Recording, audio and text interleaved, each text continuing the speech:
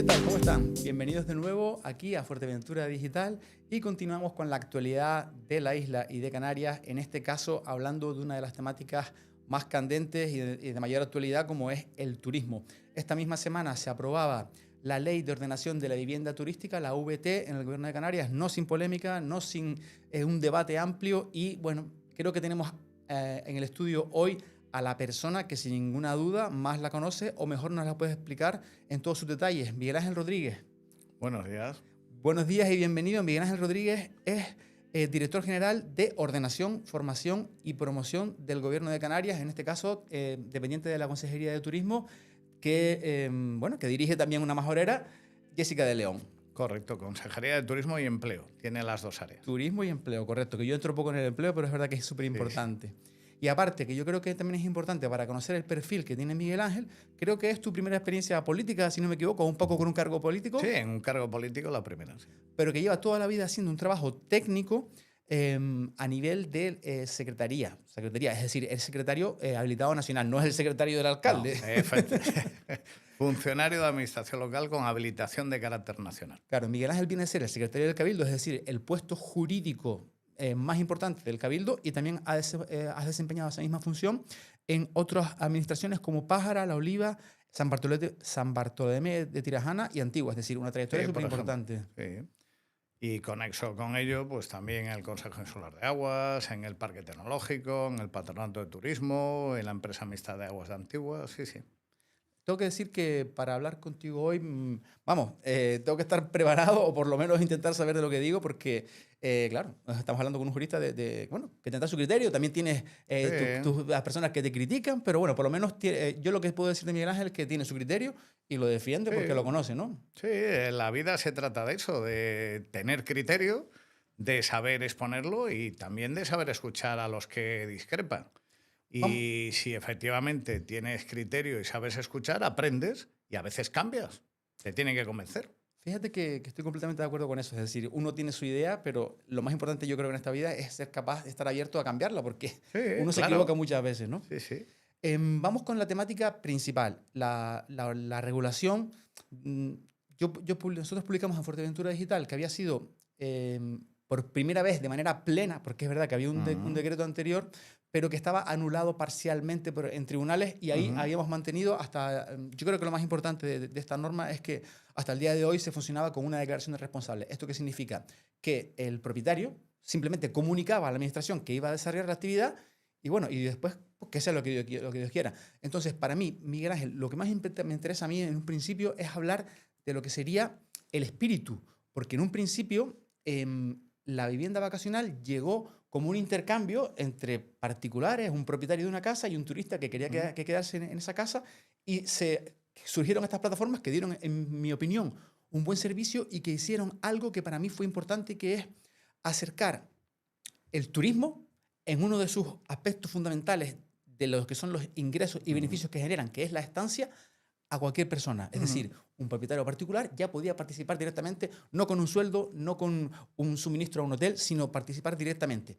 ¿Qué ocurre? Que esto también, esta es mi opinión, fíjate tú, yo estoy ya dando mi opinión antes de llegar, se ha pervertido, ¿no? Esto se ha profesionalizado. Y esa es un poco la parte que el Gobierno de Canarias ha tratado de transmitir. Oye, vamos a ordenar este tema. Del lado contrario, el debate parlamentario casi que es una tirada de tortas, vamos a intentar no entrar ahí, pero sobre todo los profesionales han presentado una gran batalla de discurso y aseguran que esta normativa va a acabar con el 90% de las viviendas vacacionales disponibles a día de hoy. Yo me pregunto, Miguel, porque he intentado enterarme y la verdad que con todo lo que he leído, con todo lo que demás, no soy capaz de aclararme qué es lo que va a pasar. Bueno, lo primero que hay que transmitir es tranquilidad y hay que decir que efectivamente hay mucha desinformación, lamentablemente hay mucho engaño y lamentablemente hay mucha manipulación. Una, por la parte política, porque efectivamente aquí ese cuadro de Goya de los dos cromañones dándose garrotazos es lo que hoy en día llamamos polarización en este país y esa polarización es global, a nivel nacional, a nivel regional, a nivel insular, incluso a nivel municipal. Y entonces hablábamos antes de que hay que escucharse. Yo explicaba... Dime. Quizás un poco, vamos a intentar ir un poco ligerito para preguntas y respuestas. La ley desarrolla, digamos, y me corregiré si me equivoco, dos aspectos fundamentales. Una es un cupo, ¿no? Sí. Es decir, un 10%, digamos, ¿no? No. ¿O 20% en las Islas Verdes? No. ¿No? La ley, el punto de partida podría ser una ley de artículo único. Y ese artículo único lo que viene a decir es, si el planeamiento urbanístico municipal, aprobado democráticamente con participación ciudadana, no habilita el uso turístico de viviendas en el barrio, en el municipio, en el pueblo, porque no tiene por qué ser una ordenación de todo el término municipal. Estamos en Puerto del Rosario, con una ordenanza provisional puedes ordenar Oitetir y a lo mejor dejas Playa Blanca para una modificación menor del plan general, o el Charco tiene su ordenación y Fabelo tiene otra. Si no se toma esa decisión democrática de habilitar el uso turístico de vivienda, no puede haber ni una sola vivienda vacacional más desde que entre en vigor la ley. ¿Por qué? Porque, como bien ha dicho el Tribunal Constitucional, la vivienda está destinada a servir de hogar a los canarios y a las Canarias. No está destinado a ser un establecimiento o alojamiento turístico, ni a albergar una actividad económica, ni a servir de mecanismo de producción de rentas financieras. Por lo tanto, de entrada es cero.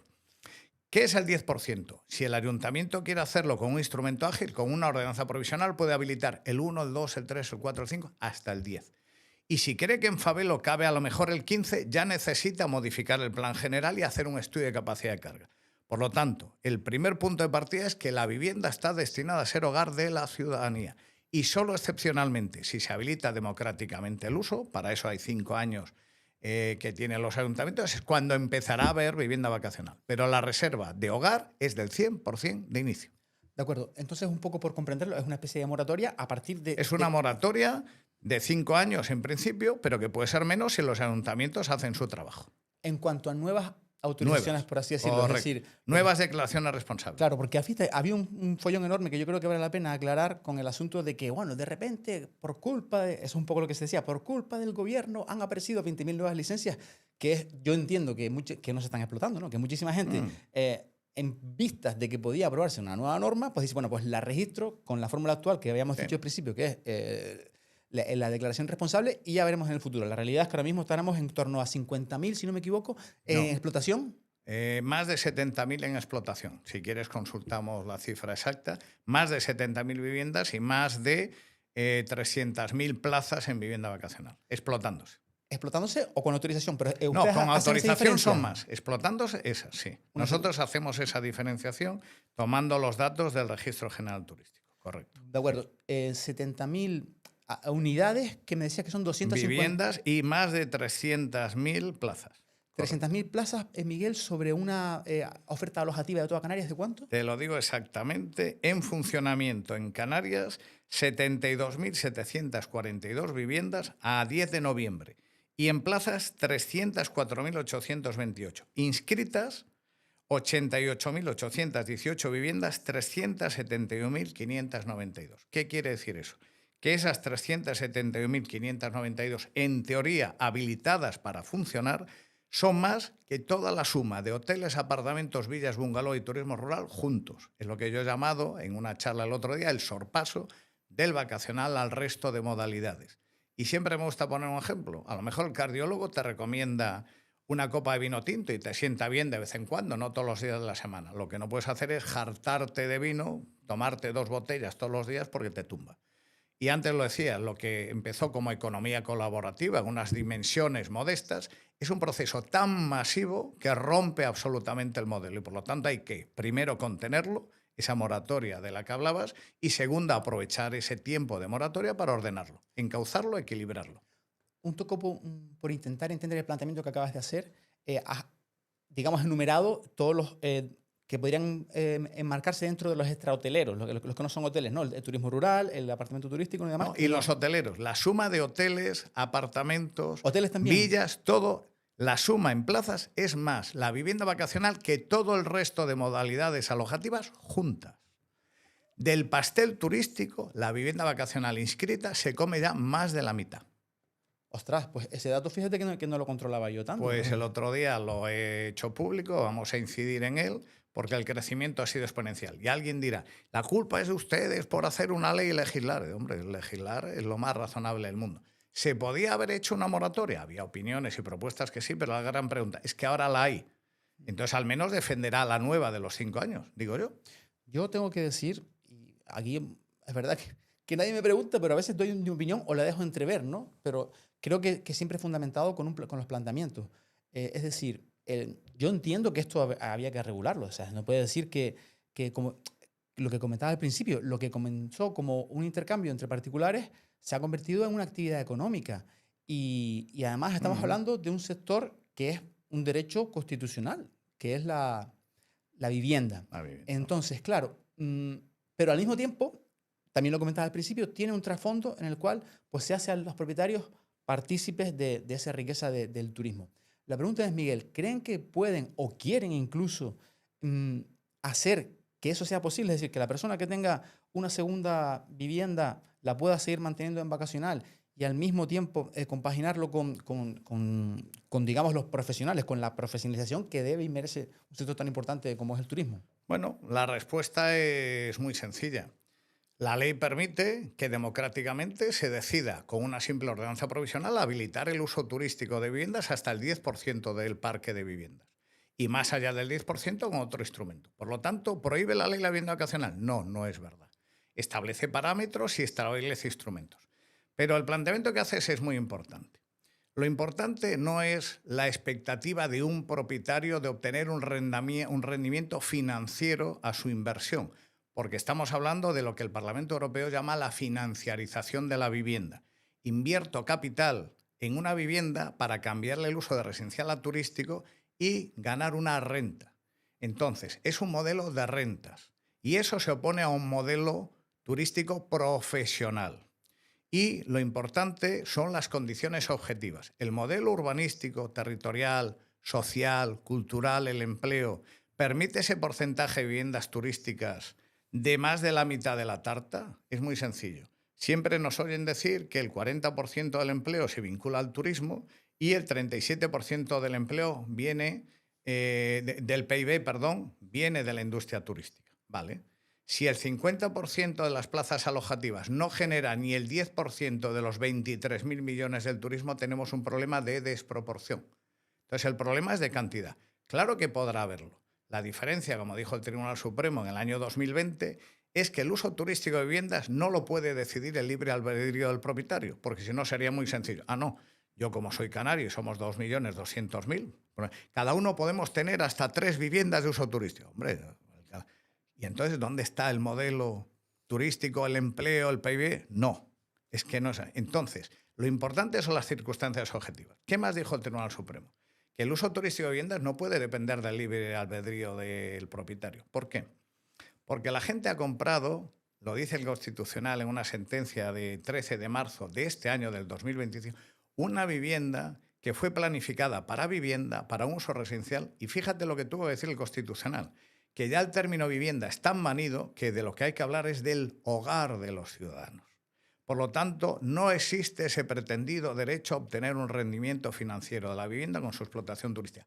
No es verdad, nunca ha sido verdad, y eso no prima sobre lo general, sobre lo colectivo. ¿Tiene cabida? Hasta el 10%, si así se decide en Fabelón el Charco o en la fase 3 del Castillo, pero si democráticamente se dice, no, mantienes el uso residencial, mantienes el hogar de los canarios porque no hay vivienda suficiente, no se le ha privado de nada porque nunca tuviste ese derecho.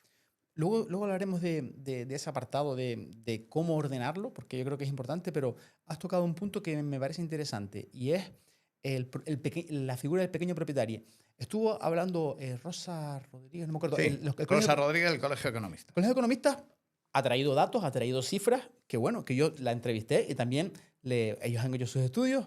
Entiendo que están fundamentados, son científicos, por así decirlo, pero bueno, a mí sobre todo me llamó la atención y es una de las cosas que le cuestioné y era, oye, consideramos un pequeño propietario de 1 a 4 inmuebles. Ese es su criterio, sí. ¿Sigue? Claro, ¿Vas bien? Claro, no, porque digo, entonces, ¿qué pasa? Que el que tiene 4 villas en Corralejo, que eso tendrá un valor de 2 millones, es un pequeño propietario, es decir... Muy buena pregunta. Y bueno, me dijo que sí, que es que esa, no, lo que me contestó fue que esa no era la realidad, Pero bueno, era un poco... Pero yo creo que tocas un aspecto muy importante. En España, solo la ley de vivienda estatal regula la figura de lo que se llaman los grandes tenedores. Es la norma. Grandes tenedores para el legislador estatal es más de 10 viviendas, 10 o más, o 1.250 metros cuadrados de superficie construida. que como se planteó la ley, oye, rebaja 35 a 25, son hasta 60 apartamentos. Hombre, aquí la ciudadanía tiene que mojarse. Había una enmienda, por ejemplo, del PSOE, hasta 3 viviendas por persona. Y que no, bueno, después está la discusión de si es una vivienda yo, una vivienda mi mujer, o 3 viviendas la sociedad ganancial. Pero la gran pregunta para la ciudadanía es la siguiente. Vale, no hay vivienda para todos los canarios y canarias. Tenemos una emergencia habitacional. Entonces, sacrifico hasta 3 viviendas por persona para que hagan un negocio financiero y de rentas. Es que tener una vivienda propia y 3 más para alquilar, pequeño tenedor, para mí es una persona privilegiada, se lo habrá ganado, habrá hecho una inversión financiera. No, usted ha comprado una vivienda, usted no ha comprado un establecimiento de alojamiento turístico. La inversión es compre suelo turístico, genere establecimientos con empleo. Entonces, su cuota tiene que ser limitada. Como regla general, no más allá del 10%. Entonces, esa expectativa de un modelo de rentas no profesional no puede ser la que se come más de la mitad de la tarta en Canarias. Si me permites, te voy a leer una sentencia del Tribunal Superior de Justicia de Canarias que lo explica mucho mejor que yo. El decreto actual del 2015 lo impugnó ASCAP, la Asociación Canaria de Alquiler Vacacional, defendida por su letrado, don Javier Valentín. Y en esa demanda ganaron una parte y perdieron otra. Pero fíjate lo que les dijo el tribunal. Lo que pedía ASCAP, por ejemplo, era que no pagase IJIC la vivienda. Y el tribunal dijo, fíjense lo que le dijo el TSJ. Y finalmente, sobre la inclusión del impuesto general indirecto en el precio, se alega la vulneración del artículo 4 de la Ley 2091 por no exceptuarse los arrendamientos hechos por particulares de su vivienda para la obtención de una renta sin realizar una actividad empresarial o profesional, en cuyo caso, a juicio de la entidad recurrente ASCAP, el reglamento ha debido excluir expresamente el IJIC. Entonces la ciudadanía tiene que saber que ASCAP no quería tributar por IJIC. Y así lo dijo a los tribunales. Y ASCAP decía, esto no es una actividad económica. ¿Y qué le dijo el tribunal? Este motivo tampoco puede prosperar. El reglamento se limita a recordar la obligatoriedad de pagar el IJIC con carácter general sin regular el impuesto.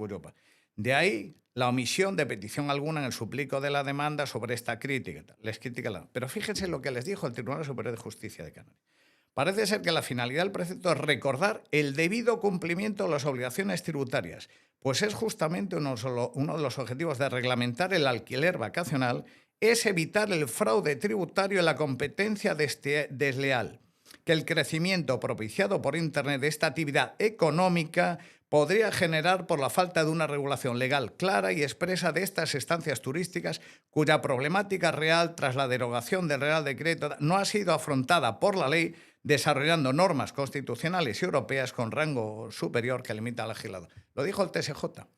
No lo digo yo. El TSJ dijo que es una actividad económica. Dijo que debe tributar por IJIC. Dijo, ojo, porque está la dimensión que es un problema fiscal, recaudatorio, es un problema de competencia. Lo dijo el TSJ, no yo, desleal. Entonces, una copa de vino sí, hartarse de vino no. Claro, bueno, yo creo que estamos ya, quizás ese sea un aspecto un poquito más, ya más minucioso, más el detalle, más de la parte fina, que un poco la más, digamos, más global, ¿no? Yo quiero, sobre todo un poco por, si quieres, viceconsejero, director general, Miguel Ángel, aclarar la parte más de espíritu, es decir, tú, por ejemplo, ya como jurista o como persona particular, ¿tú crees que no tiene entonces, por lo tanto, según lo que me cuentas, un propietario? Yo compro una vivienda y no tengo derecho a su explotación turística. No lo he tenido nunca. Yo he comprado una vivienda construida sobre un suelo que el Plan General de Puerto dijo que era residencial. Yo he encargado a un arquitecto un proyecto de viviendas. Yo he pagado una licencia de vivienda. He hecho una primera ocupación de vivienda. Y al día siguiente lo que no puedo tener es un establecimiento de alojamiento turístico con una mera declaración responsable y en contra del planeamiento. Algo que no se ha planificado, que no se ha evaluado. Y no puedo imponer a mis vecinos, yo compro el segundo A, al del segundo B, una actividad económica que él no sabía que se iba a ejercer, que no está prevista en el planeamiento. Por eso fíjense que el Gobierno de España ha cambiado la ley de propiedad horizontal y ha pasado de que la comunidad de propietarios podía prohibir el uso turístico de vivienda, fracaso, a que o te autoriza la comunidad de propietarios o no tienes ese derecho porque es que no lo has tenido nunca. Entonces, la respuesta categóricamente es, con la ley de vivienda en la mano, con la ley del suelo en la mano, con la jurisprudencia en la mano, nunca debió existir ni ha existido ese derecho a la explotación turística de una vivienda y obtener unas rentas turísticas. La puedes vivir, la vivienda, hogar, la puedes alquilar de larga duración, hogar, la puedes arrendar de temporada, hogar, pero el otro no. Sé que suena duro, pero es muy sencillo. El derecho de propiedad no es absoluto ni incondicionado. Es régimen estatutario. El urbanismo ha limitado, igual que tú no montas una peluquería en el cuarto A o una pirotecnia o una guardería, que es una actividad clasificada, pues no puedes montar un establecimiento alojativo turístico. Me parece muy bien y te agradezco que seas claro al respecto. Clarísimo. Clarísimo. Pero también es verdad que, claro, vamos entonces a entrar, si quieres, en la parte de lo que es la calificación del uso o de lo que es una zona turística, porque es verdad. Y aquí quizás vamos a dar un pequeño saltito, porque bueno, creo que me has dado pie a hablar de ello, de otro de los aspectos generales de la planificación que tiene la consejería actual, ¿no? El grupo que se ha montado junto con Jessica, para modificar una serie de normas, que a mí me parece bien, ¿eh? Lo tengo que decir que, oye, que hay que ordenar y hay que actualizar las regulaciones que están obsoletas, ¿no? Muy importante, la del camping y las ordenanzas de acampadas, que marco para el resto de las islas, que aquí en Fuerteventura conoce perfectamente la problemática que tenemos. También la ley de turismo y la ley de turismo general. Pero vamos un poco a llegar a la parte que, y quizás te hago la pregunta concreta. El uso turístico y residencial, Miguel, tú lo sabes perfectamente, no es absoluto, ha cambiado. Hay zonas que han sido turísticas, que después se han residencializado, y hay zonas que son residenciales y que después pasan a turísticas. Entonces, claro, ahí también se difumina lo que es el término de vivienda, ¿o no? Vale. Desde el año 2023, en las primeras charlas que daba, ponía una diapositiva que es la gran paradoja de Canarias, que es la turistificación de las zonas residenciales y la residencialización de las zonas turísticas. ¿Por qué se ha producido eso? Porque el mundo del urbanismo siempre ha estado vinculado a 3 disciplinas: planificación, gestión y disciplina, o control de la legalidad. Y la disciplina urbanística ha brillado por su ausencia. Y entonces mucha gente ha actuado en contra del planeamiento urbanístico y en contra de la ley. Y las administraciones competentes no han hecho nada. Y eso ha generado un problema.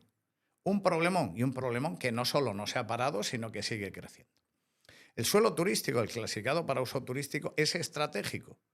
Es el que nos da el 40% del empleo, el 37% del PIB. Y si no lo cuidamos y no hacemos un uso eficiente de ese suelo turístico que no puede crecer, pues perderemos empleo y perderemos fiscalidad. En esas diapositivas verán que hay un estudio de la Cátedra de Turismo Sostenible de la UNESCO, de la Universidad de Las Palmas. Suena rimbombante, pero tenemos que presumir que es una de las 10 que hay en el mundo. Y el TIDES, esa cátedra, no yo, dijo, en concreto en San Bartolomé y Tirajana, es que esa residencialización de zonas turísticas nos ha supuesto la pérdida de más de 12.000 empleos. Nos supone casi la pérdida de una facturación de 1.000 millones de euros. Y nos supone la pérdida de fiscalidad de casi 100 millones de euros. ¿Vamos a seguir mirando hacia otro lado? Evidentemente, ¿no? Claro. Hay una expresión, hay que reconocer que los que se oponen a este tipo de criterios tienen eslóganes fantásticos. Es que los canarios no vamos a poder vivir en las zonas turísticas. La respuesta es en contra del planeamiento, no. En contra del uso eficiente, no. Aquí hay que aclarar que una zona turística es una localidad turística.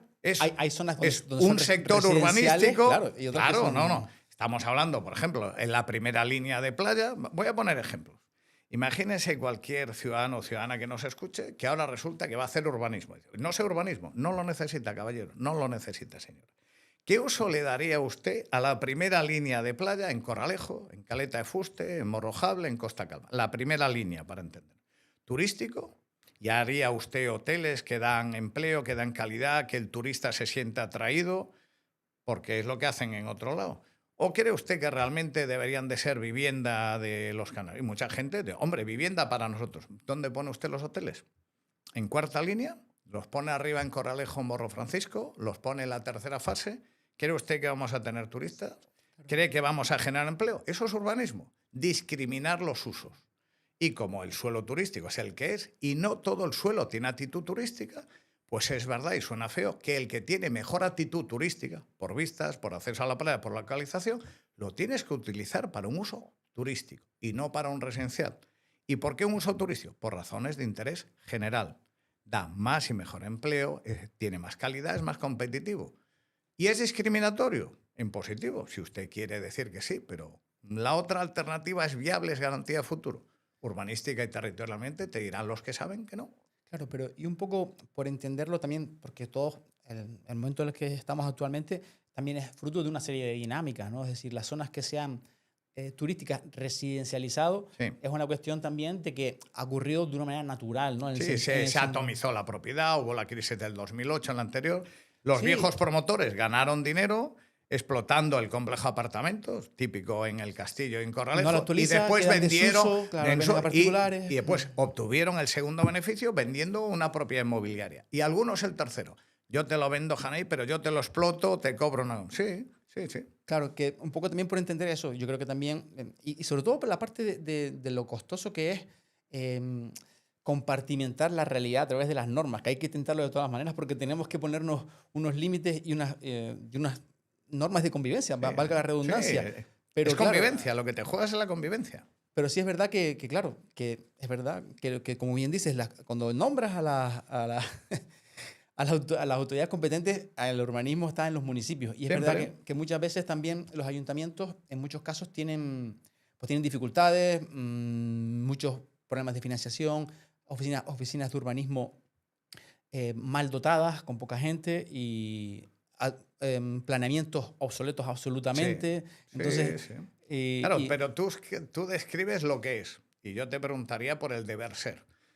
Hay muchos ayuntamientos que tienen oficinas técnicas infradotadas, ¿vale? Ahora hablaremos de ello, pero resulta que a lo mejor tienen departamentos con todo el cariño de cultura, espectáculos y fiestas superdotados, porque lo importante, y esto lo digo como crítica política, como ciudadano, no como director general, es el pan y circo en la política actual en muchos ámbitos locales. ¿Verdad que no hay problema para organizar grandes fiestas, grandes espectáculos, grandes carnavales, pruebas deportivas? Bueno, es que tengo una oficina técnica pequeña. Pues mire usted, puede usted hacer encomiendas de gestión a corporaciones de derecho público, a colegios de registradores, de abogados, de arquitectos, y además con una ordenanza que le damos gratis que no le cuesta dinero. Ah, pero no. Puede hacer encargos a medios propios, a Gesplan. Hombre, no. Puede delegar en el Cabildo, puede delegar. Bueno, pero resulta que no hacemos nada. Entiendo tu crítica, y entiendo que es personal, pero también es cierto que es mucho más complejo sacar un planeamiento urbanístico que adjudicar a una empresa una fiesta. Quiero decir que el procedimiento administrativo es mucho más... Entonces optamos por el modelo romano de pan y circo, a lo fácil. Bueno,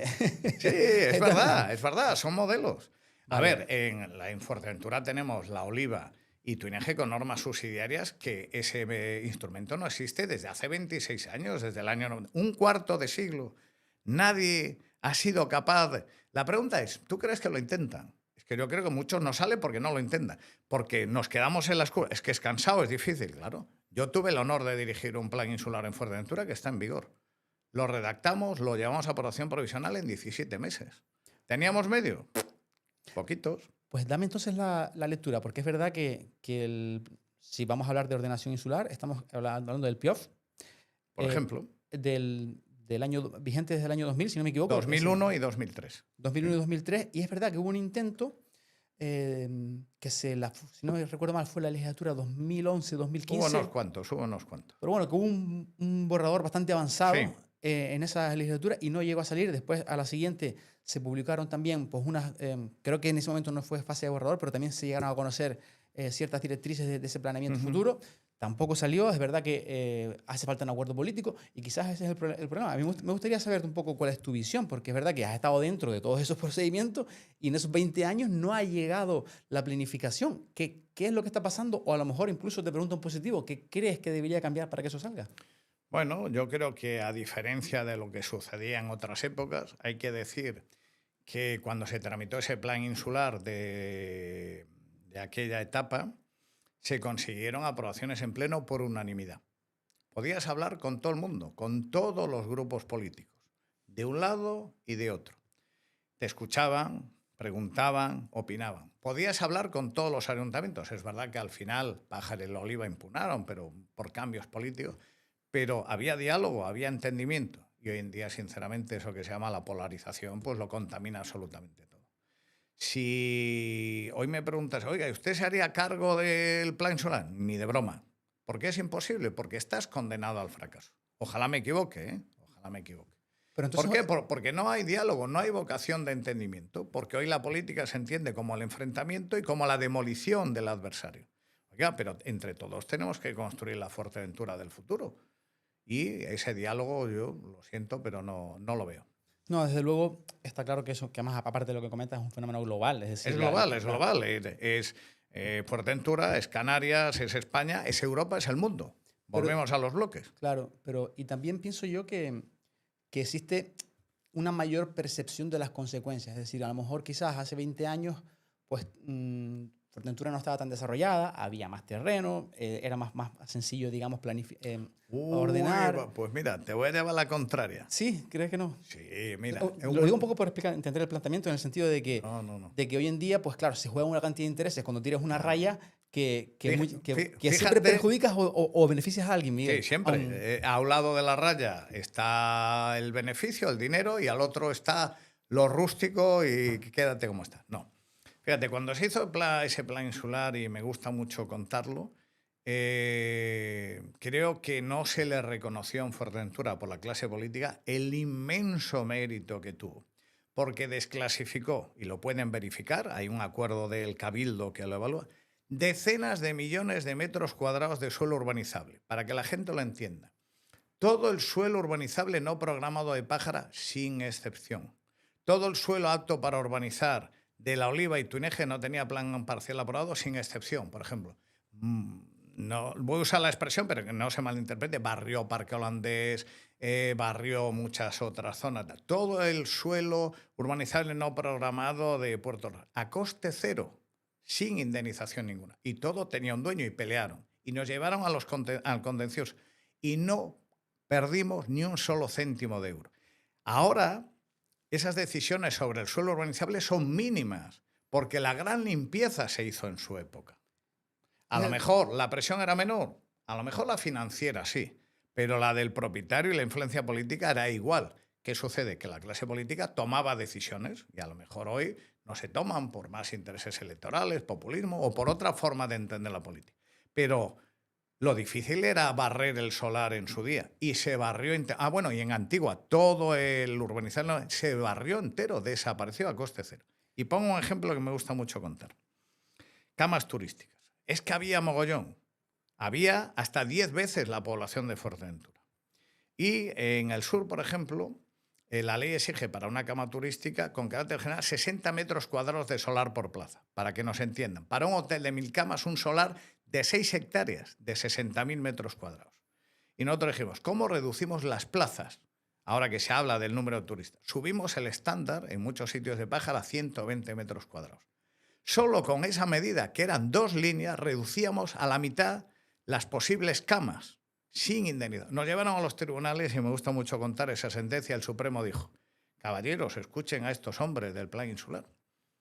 Al subir el estándar, que es un estándar de calidad, aunque reducen a la mitad las plazas, van a incrementar la competitividad, la calidad y, por lo tanto, es más garantía de rentabilidad, de competitividad, de calidad, de sostenibilidad en el futuro. Y, por lo tanto, no solo no lo anulamos, esto lo añado yo, sino que lo aplaudimos y deberían estar agradecidos porque van a ganar más dinero. Pues fíjate que me parece... Y eso la gente no lo sabe. No. Se ha escondido. Hombre, no. El plan insular de Lanzarote, maravilloso. El nuestro mejor. Pero aquel lo defiende y nosotros lo escondemos. Me parece súper interesante y sobre todo la parte que comentas de las indemnizaciones. Cero indemnizaciones y entiendo que habrán estado en juicios de ese tema. Sí, ¿no? Sí, claro. Llegaron al Supremo, los ganamos todos. Ahora acaba de pagar el Gobierno de Canarias 19,7 millones de euros por una parcela que ni se desclasificaba. Pagamos 19,7 millones, tenemos pendientes casi 40 más. Es que eso es lo que iba a decir, porque estamos hablando de ese periodo 2000-2003, que después también llegaron una moratoria turística que llegó del Gobierno de Canarias y que también, y esa sí que ha generado... Esa costó dinero. ¿Y por qué? ¿Cuál es la diferencia? Porque jurídicamente no se hizo de manera impecable como sí se hizo el plan insular. No recuerdo ahora el importe, pero si entrevistas a gente del Cabildo, a la nueva directora del plan, a la consejera responsable, sí te pediría que te hablen de la sentencia de Montaña Rayada, un sector de suelo urbanizable en Pájara que se desclasificó en el plan general. Es que te hablo de memoria, creo que le costó a las arcas públicas más de 40 millones de euros sin haber puesto un bordillo. Eso es lo que no se puede hacer.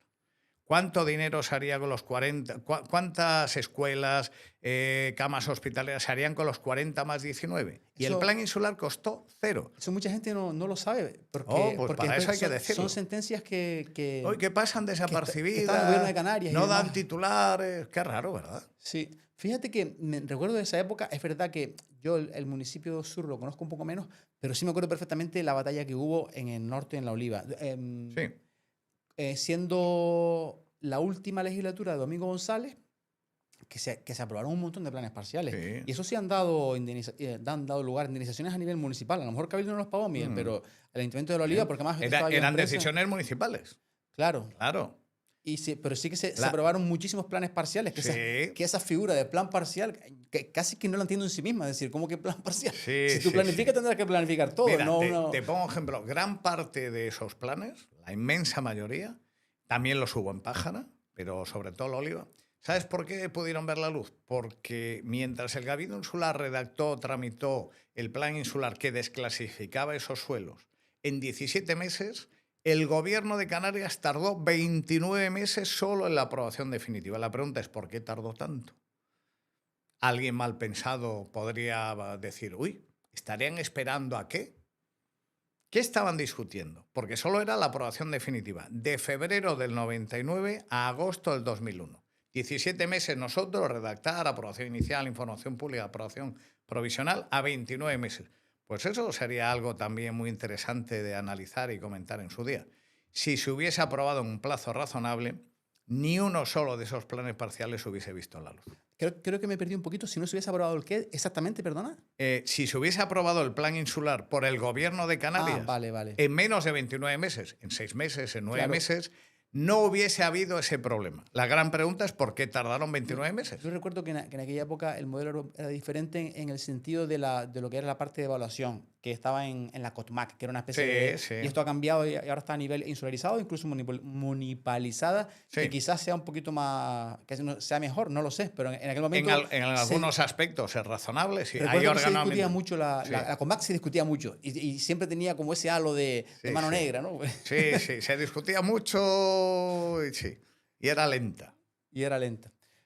Pues sí. Vamos a continuar con el asunto. Quiero dar un pasito más atrás, porque todavía me queda la parte del vacacional, que era un asunto que quería aclarar contigo. Porque es verdad que, por ejemplo, ahora tenemos uno de los argumentos que llegan desde ASCAP, es la cuestión del registro en sí mismo, ¿no? Lo que el gobierno de España ha llamado ventanilla única. El registro único de arrendamiento. Claro, y el gobierno de Canarias saca con esta regulación otro y entra en un conflicto, parece que está en el Supremo, incluso creo que ha habido algún tipo de pronunciamiento a nivel europeo, alguna consulta que se ha hecho, de que hay una duplicidad ahí. Entonces, ¿qué es lo que ha pasado? Y saber, Miguel, si han contactado a nivel estatal un poco porque si hay que registrarlo, que sea uno solo o son dos. ¿Qué pasa ahí? No. El Registro General Turístico lo tenía Canarias desde hace años. Tenemos un reglamento específico. Canarias, igual que otras comunidades autónomas, tiene competencia exclusiva en materia de turismo. Bien. Europa sacó, afortunadamente, un reglamento de intercambio de datos con las plataformas. Su finalidad es el intercambio de datos. Ese reglamento entra en vigor en mayo del 2026. Pero el gobierno de España presumió y presume de adelantarse a mayo del 2026, lo cual jurídicamente hay discrepancia. Bueno, y nosotros lealmente nos sentamos con el gobierno de España, el Ministerio de Turismo, el Ministerio de Vivienda, hicimos propuestas por escrito, pero el 24 de diciembre, si no me falla la memoria, del año pasado, sacan ese Real Decreto de ventanilla única digital, que lo impugnó ASCAP, sí, pero lo impugnó también el gobierno de Canarias, lo impugnó también la Junta de Andalucía. ¿Por qué? Porque hay una duplicidad de registros administrativos. Está la ventanilla única digital, que depende de vivienda, y ahora voy a pasar de la duplicidad a la triplicidad.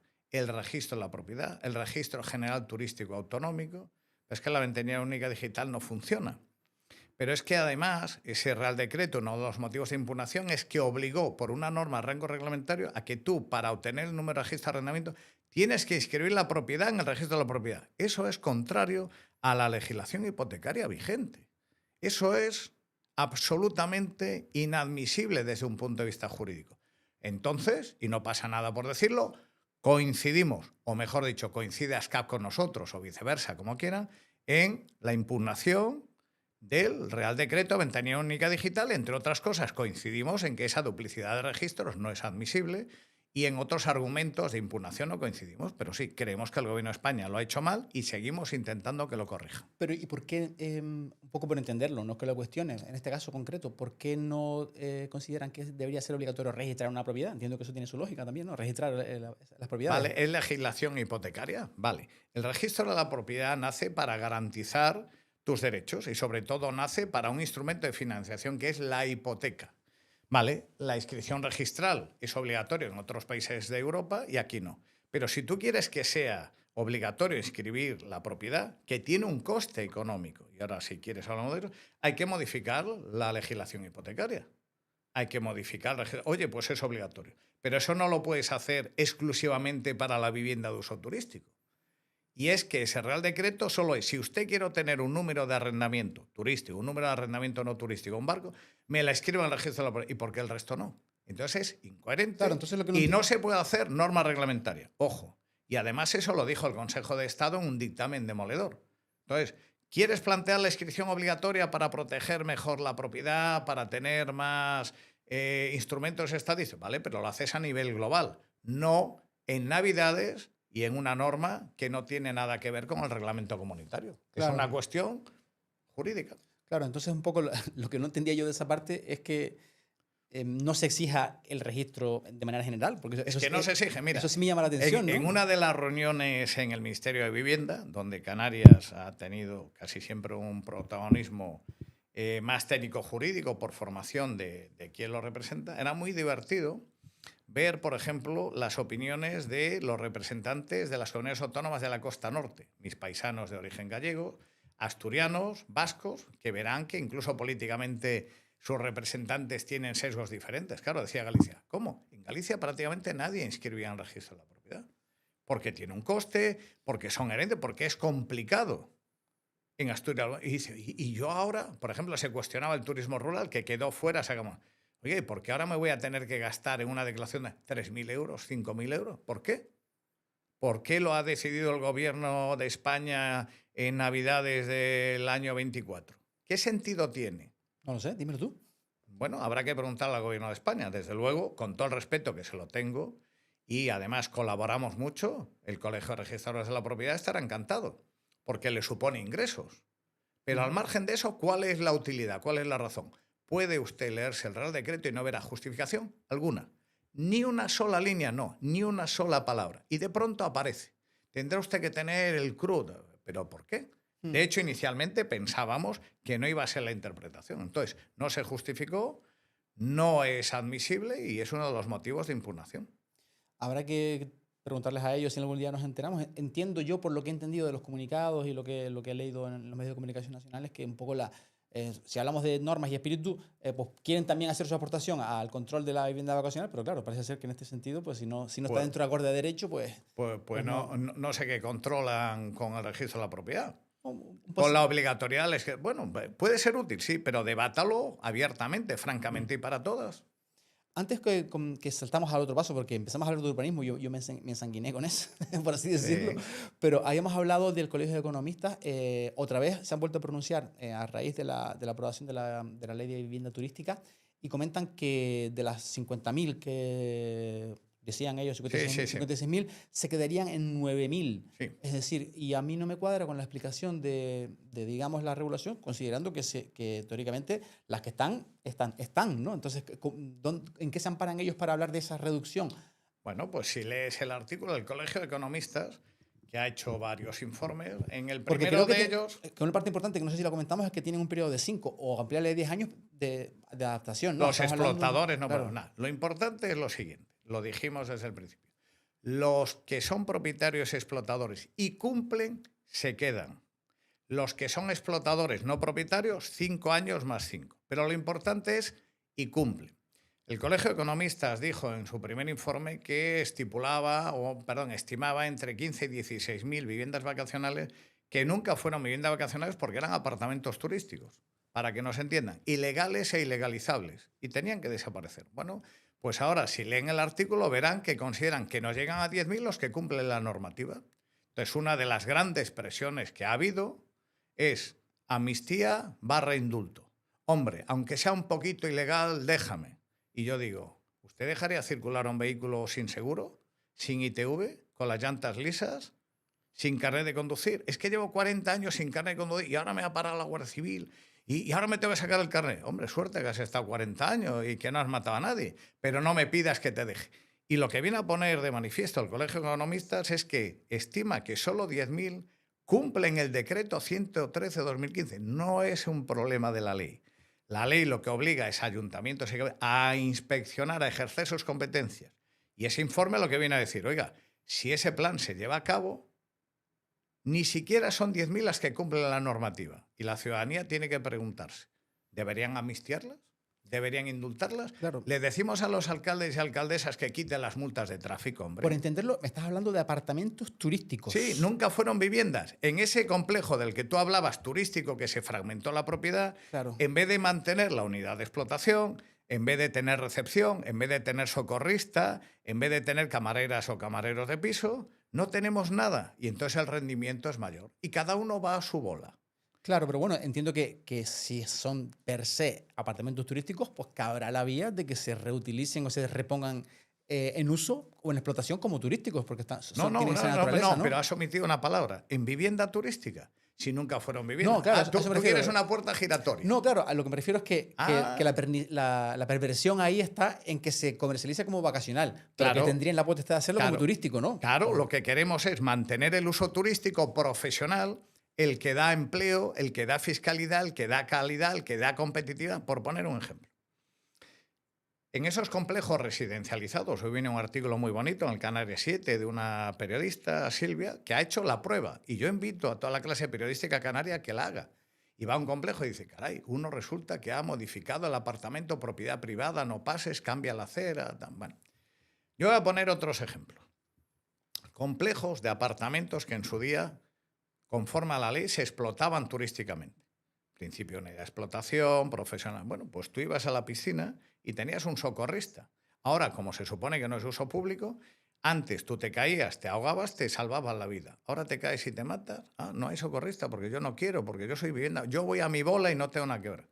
Tú te llegabas a una recepción y, oiga, mire, que voy arriba y no funciona la bombilla o me he perdido y te acompaña. Ahora no hay nadie porque no queremos la recepción.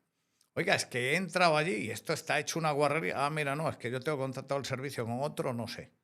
Entonces, cuando hablamos de turismo de calidad, ¿es a según y cómo? ¿Decide el libre albedrío del propietario si tiene socorrista, recepcionista, si hay limpieza, si hay Creo servicio? que no puede, que cualquier piscina hoy en día por normativa tiene que tener socorrista, no puede estar a la mano No, de Dios, ¿no? depende de si es de uso público o no. No. Tú alquilas una vivienda vacacional con piscina, no está obligado a tener socorrista. Claro, porque sería una unidad solamente, claro. Pero cuando es un complejo. Bueno, entonces tú como turista, si vas con niños, te sientes igual. Son opciones del turista. Entonces, no nos diga, ¿cabe vivienda vacacional? Sí, pero dentro de un orden y unas garantías. Pero ahora estamos hablando de los viejos complejos. Y algunos se han residencializado para, con la puerta giratoria, pasar a vivienda vacacional. Y esos turistas están desamparados. Y no vean las reclamaciones que hay. Oiga, que he llegado allí y no había nadie para abrirme la puerta. ¿Se acuerdan ustedes cuando fue el problema del apagón? Pues mucha gente tuvo problemas en la vivienda porque llegaba a la calle y le tenían que dar el número para el cajetín que está en la calle, la clave. Y como no funcionaban los móviles, estaban en la calle. Y gracias a la solidaridad de vecinos, algunos le dejaron entrar en el portal. Ya. Y otros llegaban y como la llave es electrónica y no había electricidad, pero eso tampoco se cuenta, ¿no? Hombre, entonces, son cuestión de modelos. Insisto, una copa de vino sí, pero que todo el vino se consuma de una tacada, no. Sí. Con el dato que comentabas, me das pie a... Bueno, le hemos cascado un poquito al Cabildo con la parte de ordenación insular, o cascado. Es un dato. Lo hemos tocado. La parte municipal también, que tiene su responsabilidad. Ahí le hemos dado mal. De ordenación.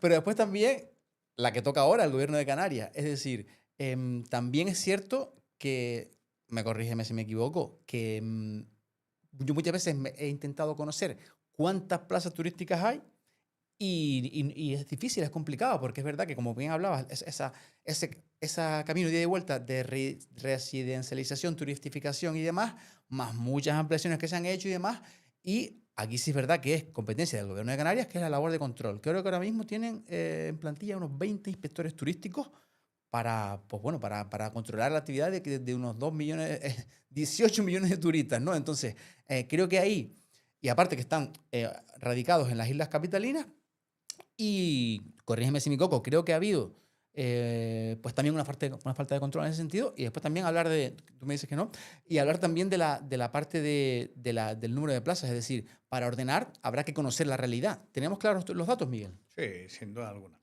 Mira, lo primero es, se le ha dedicado a nivel presupuestario tradicionalmente atención a aquella actividad que nos da el 40% de empleo, el 37% del PIB. Pues no llegan a 20 los inspectores. Pues no. ¿Debería haber un cuerpo de inspectores mayor? Sí. ¿Debería tener más personal para planificación turística, urbanística y turismo? Sin duda alguna, si es lo que nos da de comer a todos.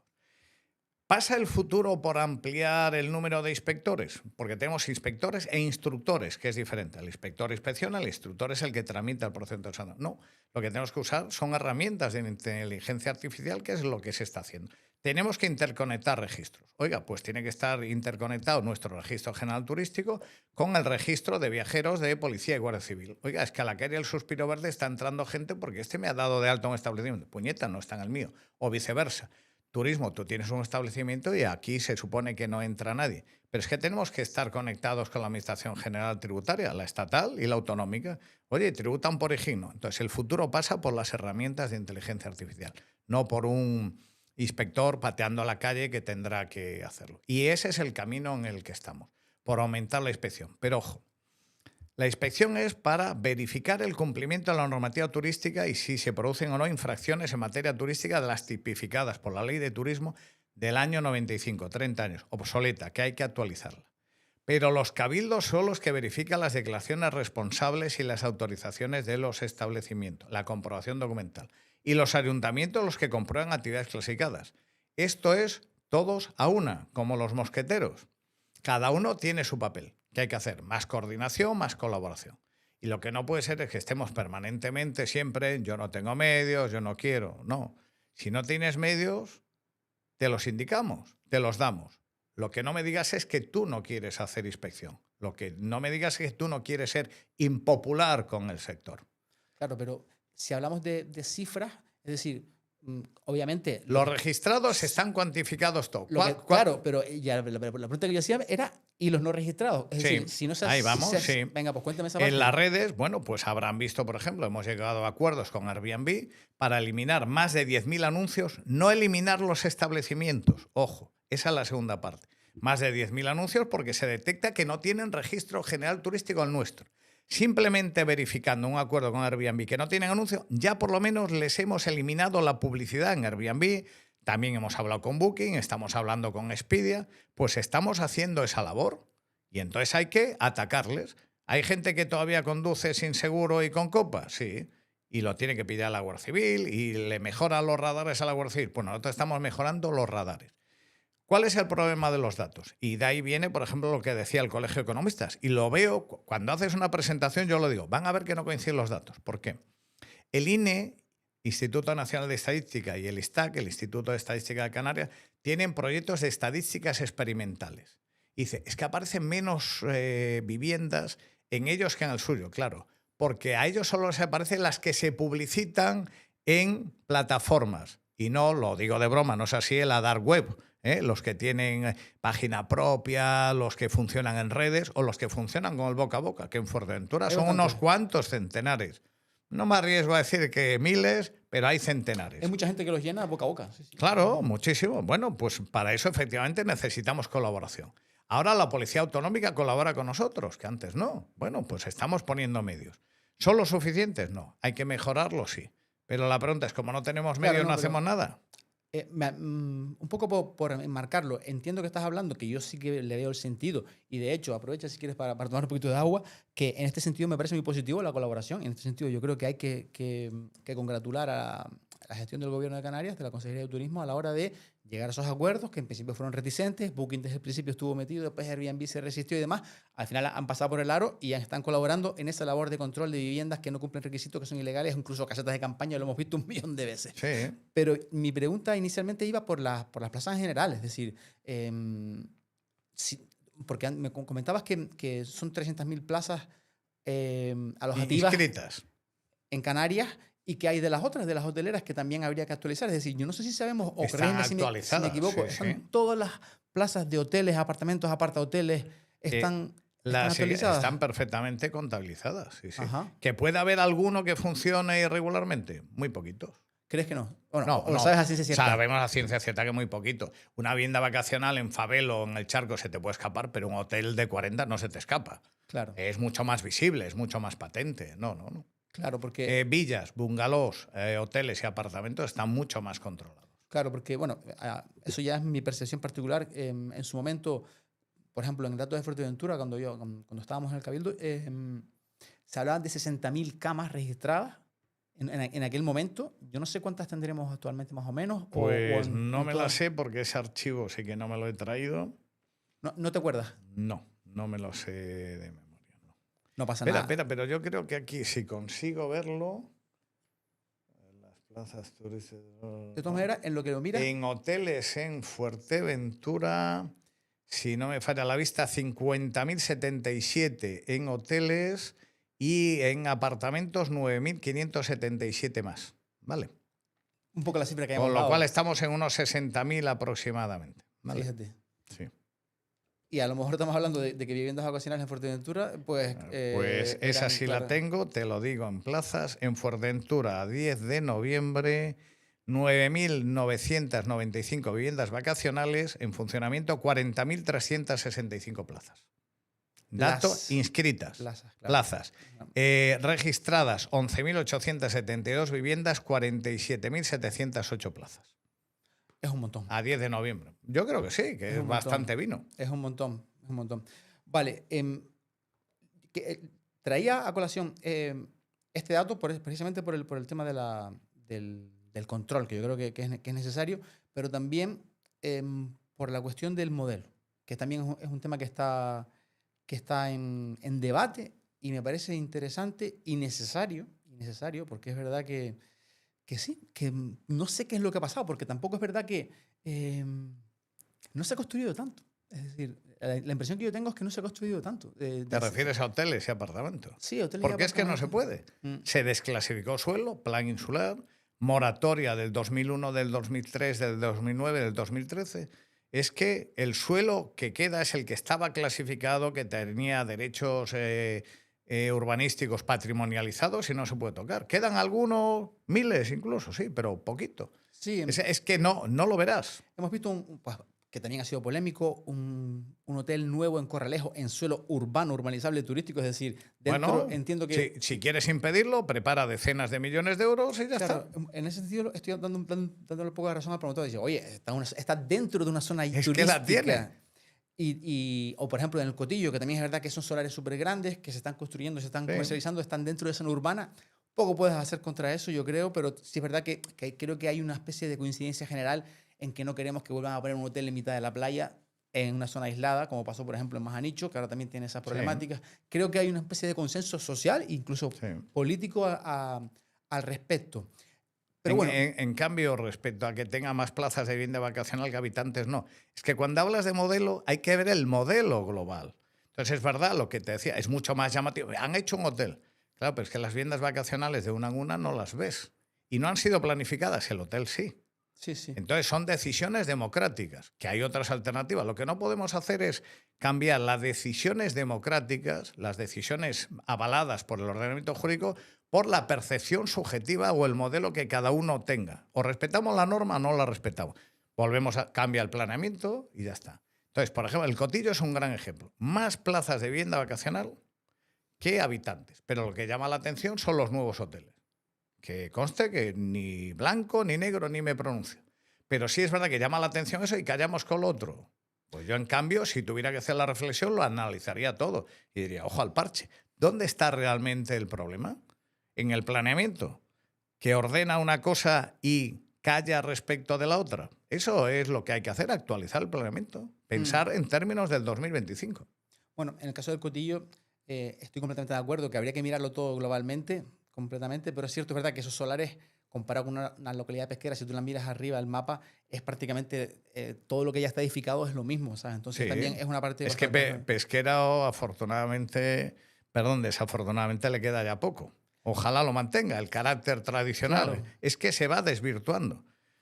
Es que al final va a ser un parque temático Corralejo pesquero. era muy distinto a lo que era el Cotillo hace no tanto, es decir. Sí, mi querido Corralejo también ha cambiado mucho. Claro. Un poco lo que digo es que no se puede poner puertas al campo, la zona urbana es la zona urbana, pero sí que pensar en el futuro. Pero un poco a donde me quería dirigir era a ver un poco, no sé si una presión si técnica o personal o como jurista de la administración, la situación de Canarias en cuanto a la presión, en cuanto al número creciente de turistas que van llegando, los recursos, los residuos. Es un tema que está en debate y fíjate que aparte de decir, es que no, de ser un poco la barra de bar de no podemos seguir así.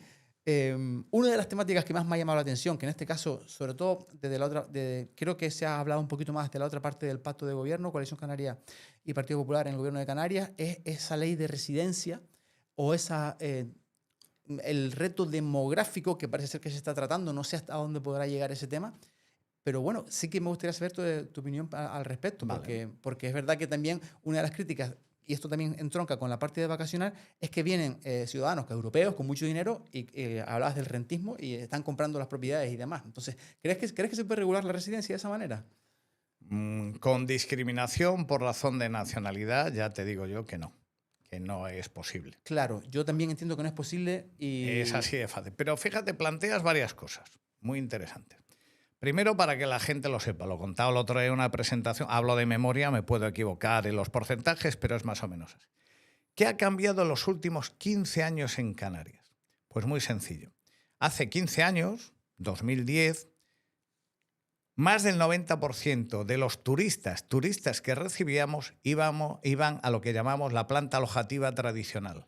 Hoy no llega ni al 75%, es decir, la presión del incremento de turistas que ha llegado casi a los 18 millones, no viene a los establecimientos alojativos tradicionales. Casi un 25%, solo un 75% viene a establecimientos alojativos tradicionales y un 25% no viene ahí, viene a casa propia, a casa de amigos, a vivienda vacacional, a segunda residencia.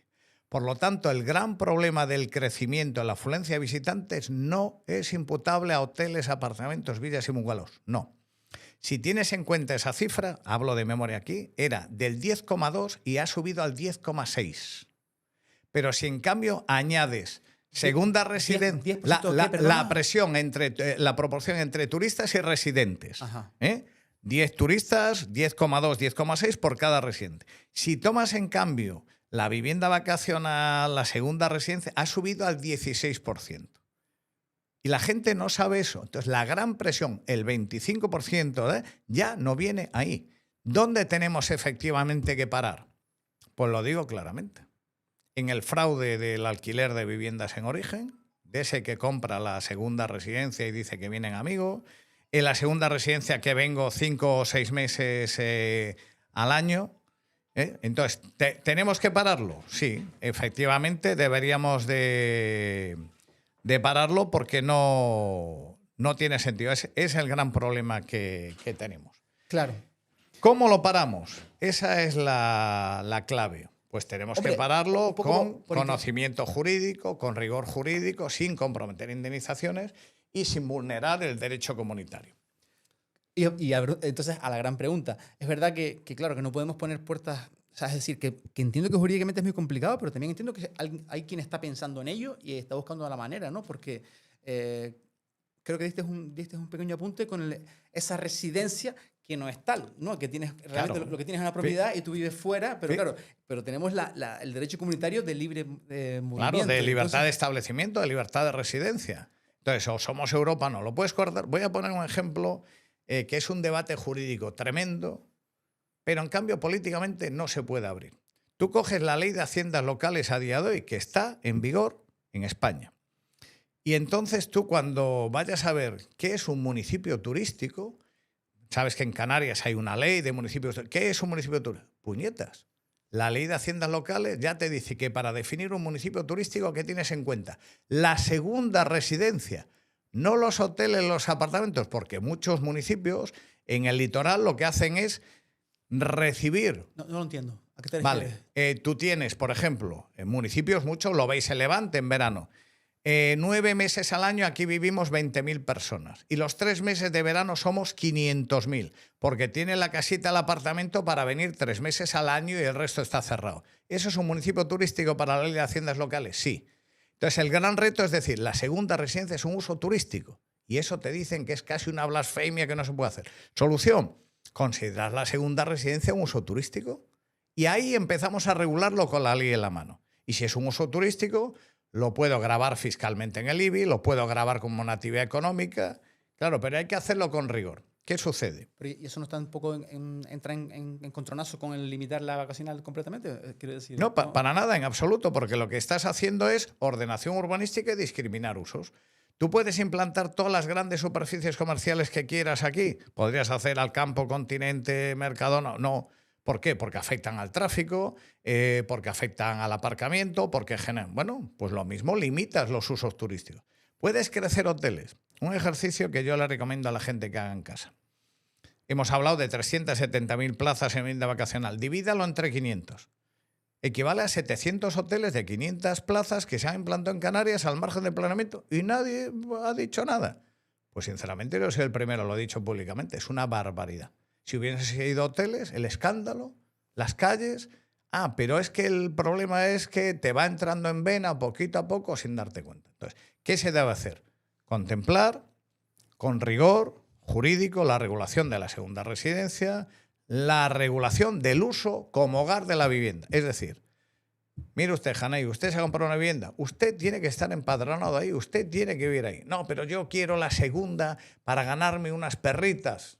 Entonces usted, pero como soy canario, entonces el de la península no, el francés, ¿dónde pones el límite?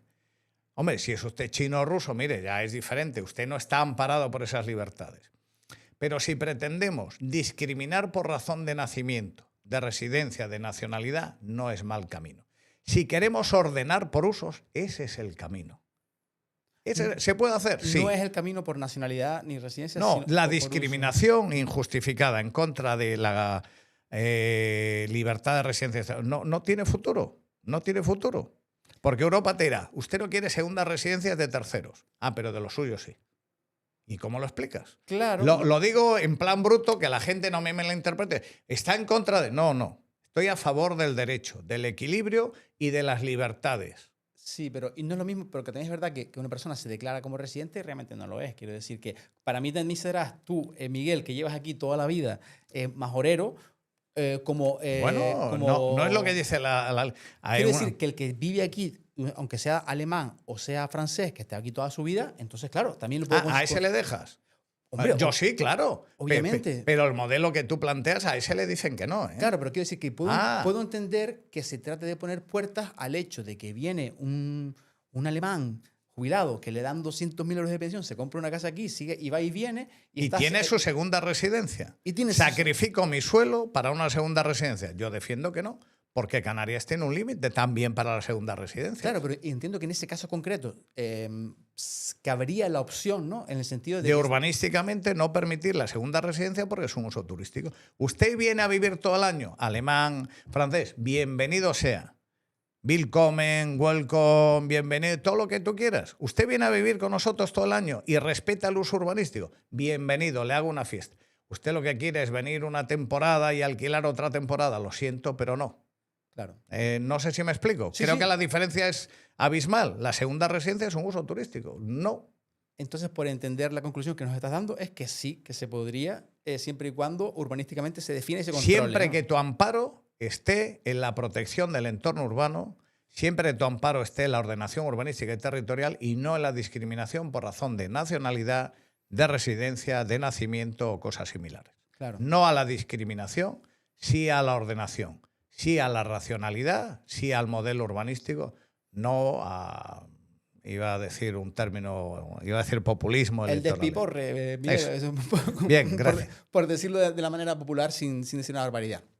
Bien, te he tenido más tiempo del que te había reservado, pero sí es verdad que no me gustaría... hay un tema que es pequeñito, pero creo que me gusta tocarlo, porque y eso es solamente una pregunta, ¿vale? Es con una cuestión en concreto de una vivienda en concreto, que es la Villa Winter, que se está explotando a día de hoy, en el sentido de que se reciben visitas turísticas, incluso llegan en los vehículos y bueno, está en una situación que para mí ha sido preocupante. Hace poco vimos un vídeo de la presentación de un libro de la familia de Gustav Winter, que ha publicado y que, bueno, creo que está solamente fundamentado que todas esas leyendas que se sostienen y que se publicitan sobre esa casa no tienen fundamento. Es verdad que es una propiedad privada y demás, pero bueno, también es posible que esa casa tenga un valor histórico, no lo sé. Sí. Esa es una de las preguntas. Pero también, sobre todo, hablamos de la parte del control. ¿Crees que porque, por ejemplo, uno de los técnicos, ex técnicos del Cabildo comentaba que las autoridades tienen que actuar? Y yo creo que sí, que también, en este caso, en el sentido de que se está haciendo una actividad turística. Preguntar, en primer lugar, ¿cuáles son los condicionantes para tú coger y hacer una casa visitable, si es que los conoces? Y en segundo, si crees que también que se puede o se debe intervenir al respecto. Caray, si en la última pregunta podrías haberlo hecho a la primera porque es compleja, pero muy, muy sencilla. Esa casa está dentro del Parque Natural de Jandía y el Parque Natural de Jandía está huérfano hace muchos años. ¿Por qué? Porque la gente tiene que saber que había un plan rector de uso y gestión, que cayó, ¿por qué? Porque no había un plan de ordenación de los recursos naturales. ¿Quién tiene que redactarlo a día de hoy? El Cabildo. ¿Desde cuándo debería haber estado ese plan de ordenación de recursos naturales? Hace más de 2 décadas. ¿Y qué haría el POR? Regular los usos y decir si en la Casa Winter podría haber visitas turísticas o no. Y cómo llegaban, si llegaban por tierra o no. Si toda la casa debe tener uso turístico o una parte debería ser el centro de interpretación del Parque Natural de Jandía, otra parte debería ser el centro de acogida de visitantes porque a lo mejor quieren hacer pipí o caca o agua o simplemente quieren cambiarse. Entonces, si no hay POR, es que tampoco hay PRUG. No, por lo tanto, lo primero es, dentro de la ordenación del parque, decidir los usos de esa casa, la perspectiva medioambiental. La gente tiene que saber que el Parlamento de Canarias ha aprobado una ley para regular el caserío de Cofete como asentamiento rural, por ley. Porque había un problema, es verdad, social, de ámbito penal, de construcciones ilegales. Se ha hecho por ley. ¿Y por qué no se han preocupado de la Casa de los Winter? Pregunto yo. Pero planteas algo que es muy interesante. No solo está lo medioambiental, ¿por qué no lo cultural? ¿Debería ser declarado bien de interés cultural? Es una reflexión muy interesante.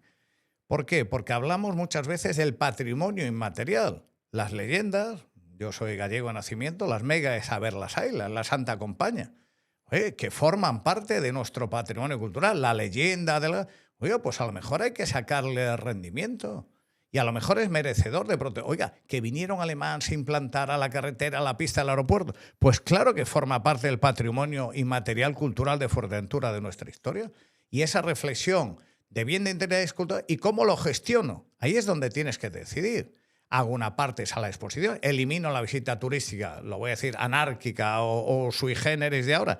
Es que se trata, volvemos al origen de la conversación, de ordenar, de tomar decisiones. Y yo creo que es un inmueble absolutamente merecedor de aprovechamiento turístico, razonable, medioambientalmente admisible y desde luego lo que sucede hoy no es factible, no es correcto. Claro. ¿Qué sucede? Que las administraciones competentes... Has tocado varios palos. La parte del parque natural. La ambiental y la cultural. La ambiental, claro. Y no he tocado la de la propiedad, que no me voy a pronunciar. Ni yo tampoco, pero la parte urbanística, o digamos más del asentamiento de lo que es el núcleo de Cofete. Cofete, sí. Y después la parte, digamos, que fíjate, me ha llamado la atención, me ha parecido interesante el hecho de que la leyenda se puede considerar como el interés. Yo había pensado más en ese interés patrimonial, como es... Está el arquitectónico, claro, el del edificio, pero para mí es mucho más importante el inmaterial. O sea, que la leyenda se podría considerar de interés. Pues fíjate, no había caído en eso. Yo cuento, como hablo mucho, sí, no, dime. Una anécdota de Costa Rica de un gran amigo, Rodrigo Valverde, en Monteverde, que hay un sitio dentro de un parque nacional y dice, Miguelito, es que tú lo explicas ya, tal. Y entonces le llamaban Talavera a los guías. Se dice, no, realmente era Calavera, porque había unas minas de oro, se evacuaba el oro, los lingotes en mulas y desaparecieron los que daban las mulas, los lingotes y no aparecieron. Aparecieron las calaveras de las mulas.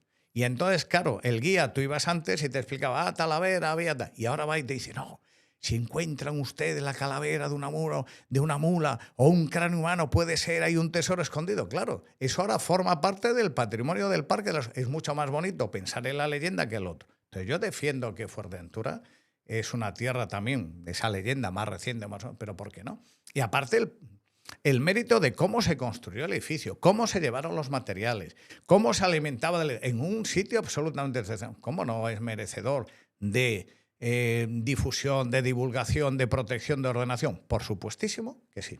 Muy bien, pues lo dejamos entonces en esa reflexión interesante y novedosa, esa aproximación. Sí. Pero bueno, yo preguntaba un poquito más por la cuestión del control, en el sentido de que, oye, cuando tú haces una actividad turística, si yo quiero, por ejemplo... A día de hoy es descontrol total, ambiental, claro, cultural, turístico. No es admisible.